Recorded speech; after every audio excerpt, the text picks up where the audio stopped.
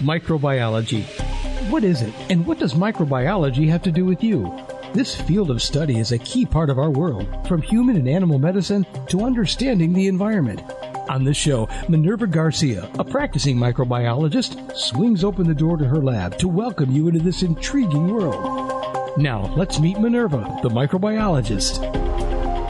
Welcome all to my show, Meet Minerva, the microbiologist. My name is Minerva A. Garcia. I'm currently the Associate Director of Microbiology at Jacobi Medical Center, New York City Health and Hospital Corporation. I am your microbiologist. Now again, microbiology with the microbes welcome to in, and so does poetry with creative lines. In today's show, I'll be talking about the following topics: women in the science and in the laboratory. With today's guest, Quinn, medical technologist at Jacobi Medical Center, New York City. COVID-19 variant strains update, national and international news. So there he goes, an analogy of a poem, discussions. Since COVID pandemic, we've been seeing women play many roles to keep us all safe, healthy, and most of all, sane. They are mothers, sisters, aunts, friends, nurses, physicians, physical therapists, laboratory professionals, lawyers, teachers, hairstylists, etc., playing vital roles in our communities and societies at large. They can feed our minds intellectually as well as keep us looking beautiful with their delicate hands and their beauty salons.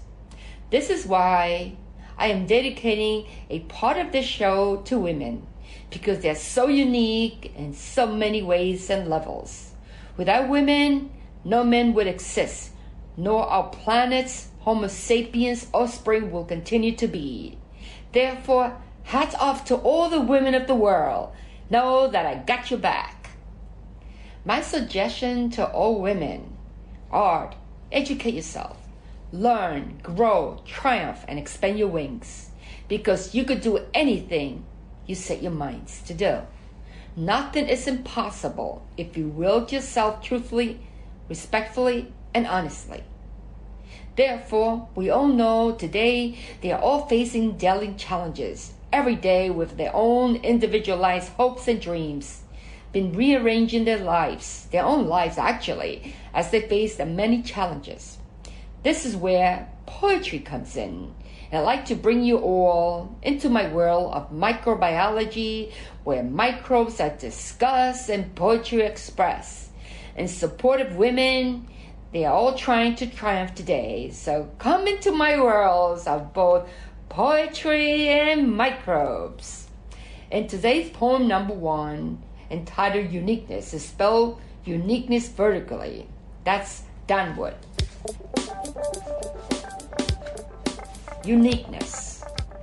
Unlike any we've seen, no matter what they say, in our eyes is all that matters. Quality so different, unable to accept others' opinions. We unique. Eyes of yours is all that matters. Know that only kind words you accept. Excellent and exceptional qualities you accept. Sure, art is demands. Seriously, it's all you ever understand for all of this uniqueness. Poem number 2. Please note that there are 5 parts, and I'll be reading part 1 only, titled Women Uniqueness, Born For. Part 1. Women are born for greatness, for mothering, for nurturing, for leadership, perhaps reach man's intellect, because she can. Women are born for bearing children, for knowing the difference, for loving beyond, for continuing the human race. Women are born for worshiping herself, because believes with the Almighty to predict we are loved. For only women has the beauty within, uniqueness to feminists. Only women puts on makeup to beautify her own uniqueness and share others to join. For only women wears a skirt because she prefers one to match her unique physique, as others could join without discrimination, if liked it. Women are born for making men strong by giving birth to men, for giving abundance of the self-endless love, for creating a mirror image of the women's movement, for all her brainy moves, again, impeccably cool, for liberating herself because she owns it.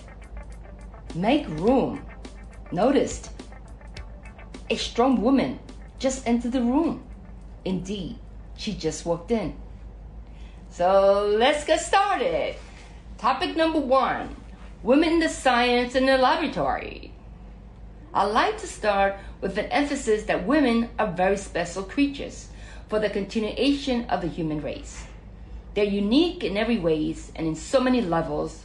Where to begin and end? I'll try to defend. First and most of all, they are partners in life with their offsprings, contributing to the partner's success, holding positions in many sectors, especially in healthcare, gone many times unrecognized. A perfect example is the story of the iconic, incredible, and most of all, science-British female prodigy, way ahead of her time. This was Rosalind Franklin. She was a very educated woman. Indeed, graduating from the University of Cambridge in 1941. She was an activist in her own rights, protesting against low wages for women compared to men. She got her work published in top journals, yet was never treated comparable to her male counterparts, nor her colleagues. She died 68 years ago, empty from science, because she never got the fulfillment she deserved as a female. The world never got to discover this deserving Nobel Prize in Science for the DNA's helix during her lifetimes. She was indeed an iconic woman, dying on April 16, 1958, in a significant month of April. We know April being Poetry Month, Lab Week, Administrative Professional Week, which is Secretary Week, and Minority Health Month. This is powerful, the month of April. I think as a woman, she was a minority in science and still holds today. For many African Americans, Latinos, among others, as Asian Americans, we've seen discriminatory and cruel acts during the COVID-19 crisis. Without any merits of COVID-19 for them taking this blame for exposure. We know society can judge a person's character very unfairly and harshly, as she was judged. We got to change this perspective. Moving forward in our society, recognition should go as deservingly. Miss Franklin died sadly at such a young age of 37, without recognition nor fame to her name. For her year-long work on the double helix structure we know today is so critical and important. Her work is significant today because of mutations in the DNA in animals, humans, bacteria, and bacteriophage, where a bacterium can infect a virus causing mutations. We are seeing in today's world how SARS-CoV-2 mutated into other known variants through mutations for survival and continuation of existence. I can truly give homage to this great pioneer of the double helix. Two women worth mentioning today would be that in 1947, Northern Irish scientist Gertie Corey received a Nobel Prize discovering radio pulsars. And in 1974, Jocelyn Bell Burnell was overlooked in Nobel Prize in Physics because they were instead favoring her male supervisor. It is more than fair to state that Miss Franklin was an extraordinary woman. As a great chemist for her time, she was critical in understanding and implementing the theory to the structure of the DNA helix. dying 68 years ago without any claims to her name for the DNA helix. One of the world's most triumphant discovery of our times in science. She was severely robbed of this Nobel Prize. She was so well deserved, which went to her two colleagues, Francis Crick and James Watson. It is known that the DNA helix was discovered by Watson and Crick, both giving credit, as history is known. Miss Franklin's idea and theory was stolen from her. How many of you may ask that indeed she was robbed of this Nobel Prize?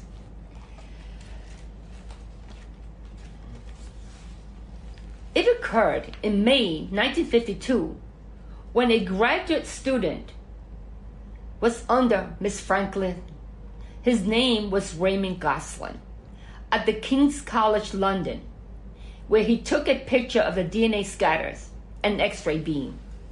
This image was so important in the structure of the DNA because it revealed that important information as to the crystal structure of a material. At that time, little was known about the DNA structure. It took a brilliant mind like Rosalind Franklin to come forth with such precision and give us of this DNA helix, known today as the spiraling staircase. When Raymond Gosling took this image in Franklin's lab, where he was assigned, he further took these pictures without permission to fellow researcher Maurice Wilkins, where he used this info and passed it on to his colleagues James Watson.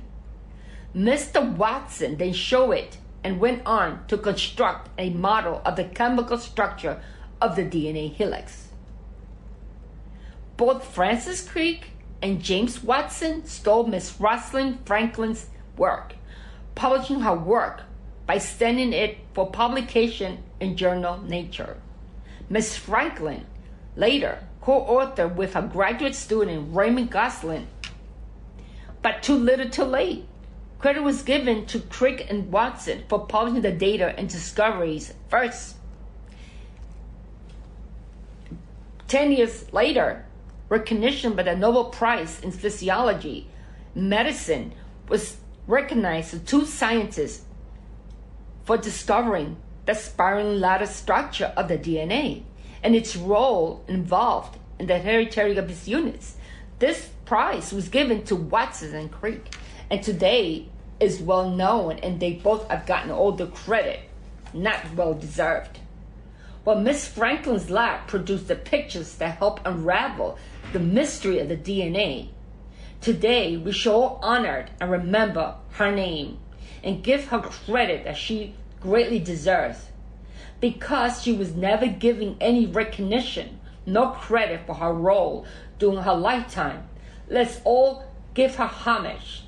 Let's all stand, give her an ovation, a standing ovation, because Miss Rosalind Franklin, she was a great scientist, a great contribution in science and in medicine we know today.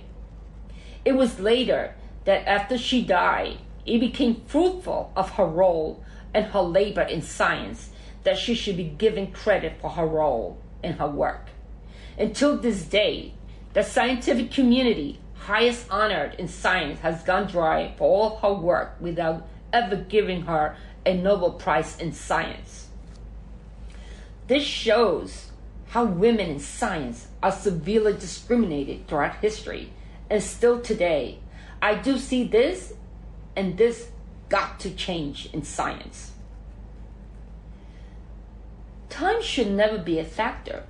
The science community should do what is right by Miss Franklin. They should turn back his clock, give her recognition she deserves. She should be recognized with a deceased scientist Nobel Prize, and change history outcome of discriminatory acts in order to move forward, to demonstrate forward fairness, equality, preference, and perseverance in science. This will be a nice way to pay homage to this intellect.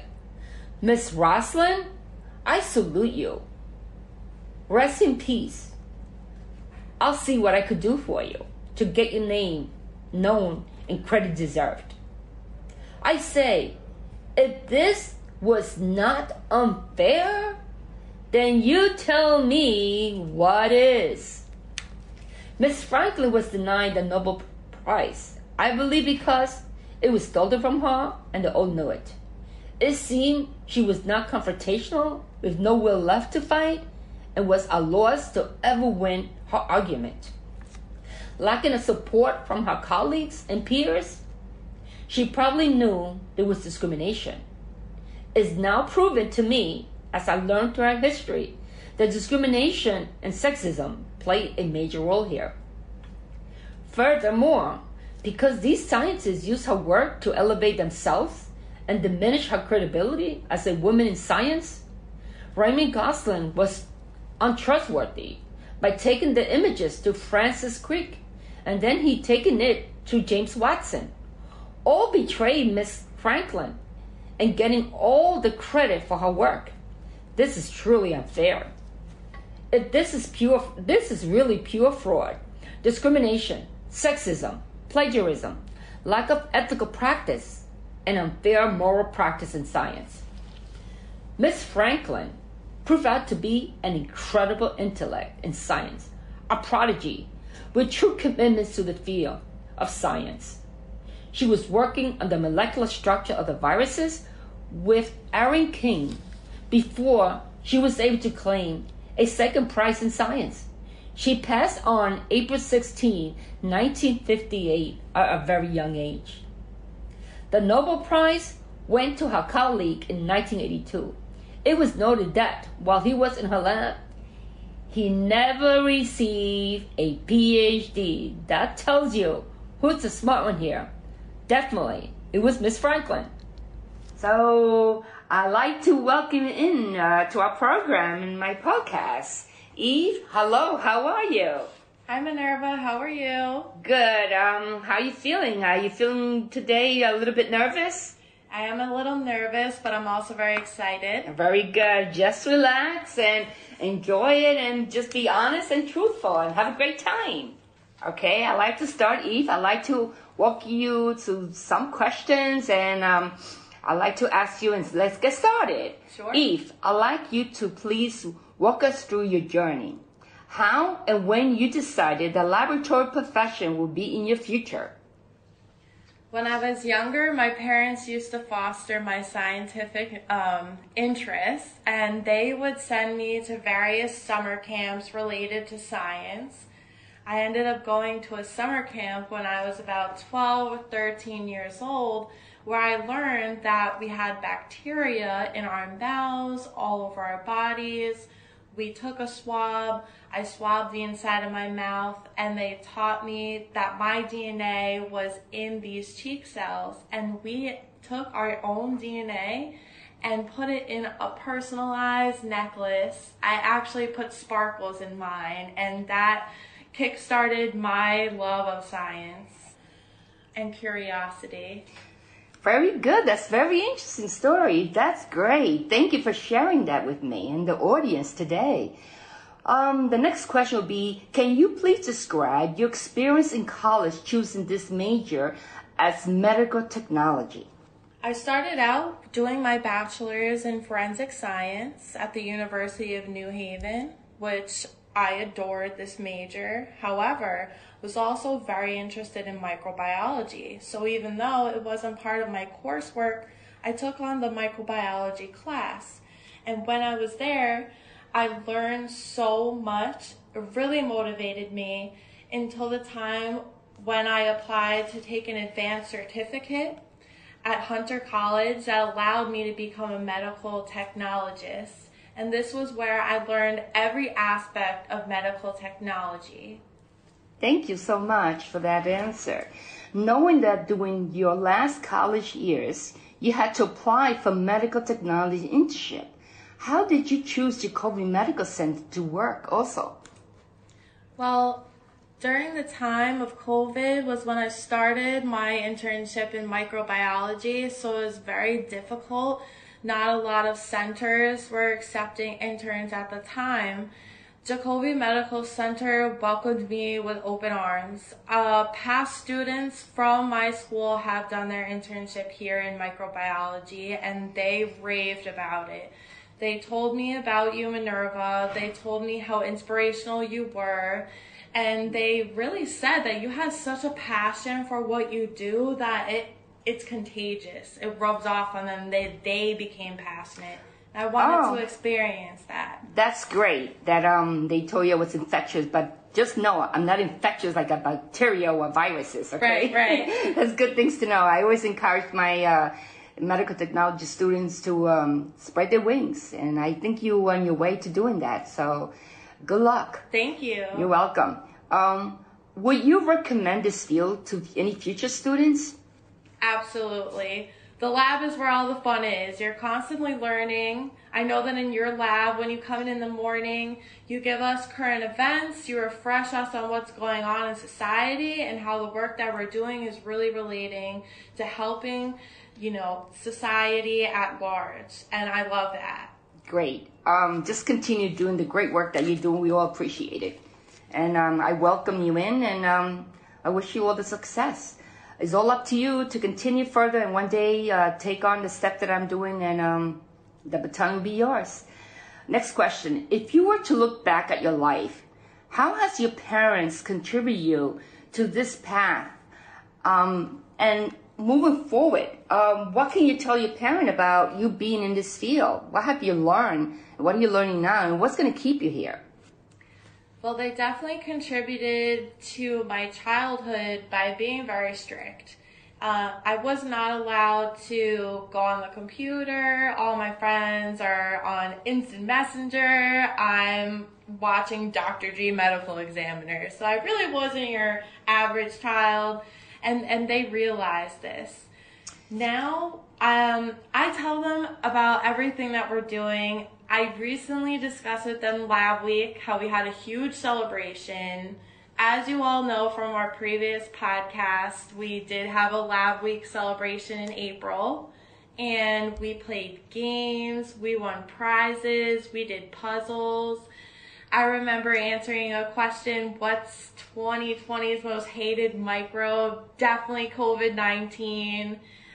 We won gift cards, cash gift cards, and necklaces. It was a great time. Everyone came together and supported us. Very good. Now, I have a question, final questions. If you were to, Father's Day is coming up, I know Mother's Day passed. If you were to look both parents in their eyes, and knowing that today you're a microbiologist, thanking them for sending you to summer camp, what will you say to your father on Father's Day that you have this career today, and it's because they send you to summer camp? How will you tell them that? How will you thank them today? I would love to thank them and let them know that these opportunities that they gave to me as a young child really shaped my thinking and the way that I view science. And aside from that, they also show me perseverance in my daily life. They encourage me, they support me, they show up to everything that I do, and that's what I would want to really let them know, that I appreciate them. Not everyone's parents are like that.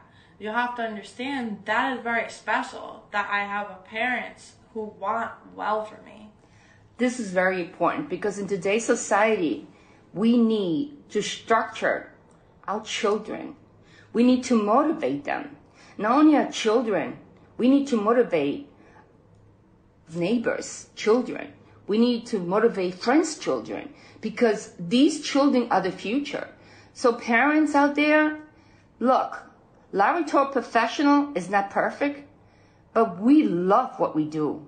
We are experiencing tremendous shortages right now, and we are seeking the future generation to come into our profession. I guarantee any future students coming into our profession, you will be guaranteed a job because the shortages that we experience and technologists currently in the field are retiring. As soon as they retired, we can never replace them. It's taken us months to replace them. And these technologists who has many, many years experience are dying out. We need students to come into the profession, learn before these technologists retired, and take on this knowledge and this responsibility for patient care.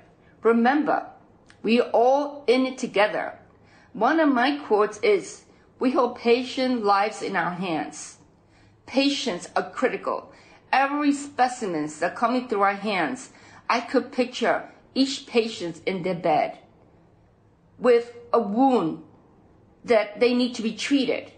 Those specimens, the doctor takes a swab, which is sent to our laboratory.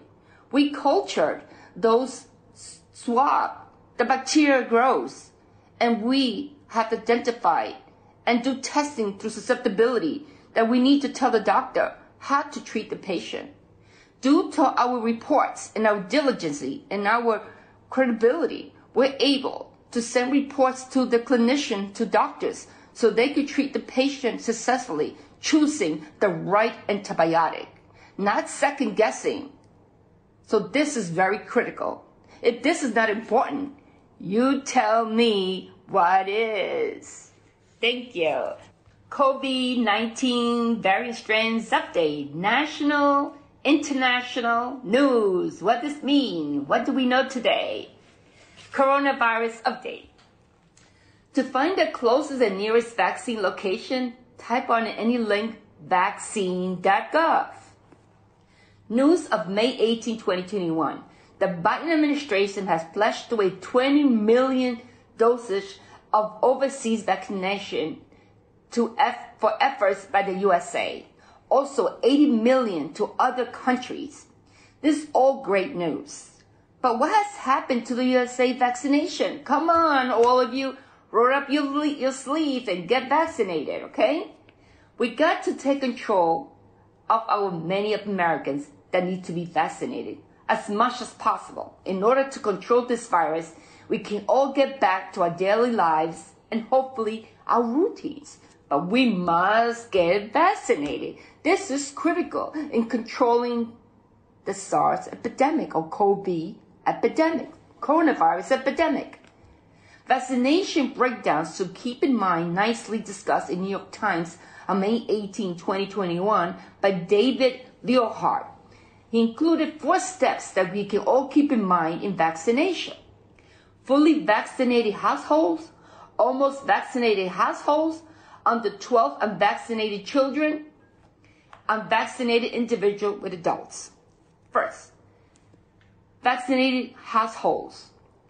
This is meant for people who have had completion of vaccine, Pfizer and or Moderna, successfully completed after 2 weeks and can resume normal activities without a mask.